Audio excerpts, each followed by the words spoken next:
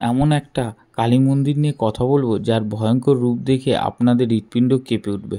পশ্চিমবঙ্গে এই রকম হাতে গোনা কিছু মন্দির রয়েছে যেগুলি এখনও পৌরাণিক অস্তিত্বকে ও ইতিহাসকে বহন করে চলেছে। এই তালিকায় একদম প্রথম থেকে রয়েছে দক্ষিণ কলকাতার অবস্থিত কালী মন্দির। এই মন্দিরটি কলকাতার প্রাচীন মন্দিরের মধ্যে একটি রহস্যময় মন্দির এবং এই মন্দির প্রতিষ্ঠাতার আসল কাহিনী অনেকেই জানে না। তো আজকে চলুন সেই কাহিনীটি জানা যাক।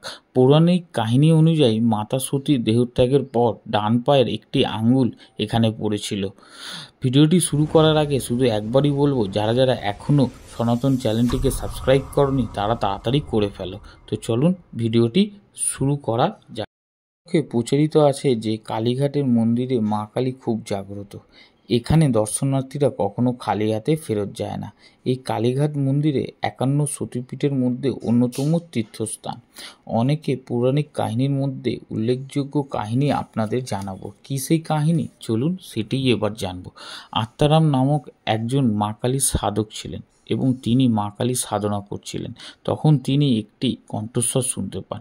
তিনি মন দিয়ে শোনার পর তিনি বুঝতে পারেন এই কণ্ঠস্বরে তাকেই যেন ডাকা হচ্ছে এবং তাকে বলা হচ্ছে তিনি যে বেদির উপর বসে আছেন সেটি ব্রহ্মবেদী এবং দেবী শরীরের একটি অংশ। তাকে আদেশ করা হয় তিনি যেন নীলগিরি পর্বতে গিয়ে ব্রহ্মানন্দ নামে এক সাধক রয়েছেন তার সাথে দেখা করতে এবং তার কাছ থেকে কোষ্ঠী পাথরের যে শিলা রয়েছে সেটিকে যেন এই বেদির উপর স্থাপন করা হয়।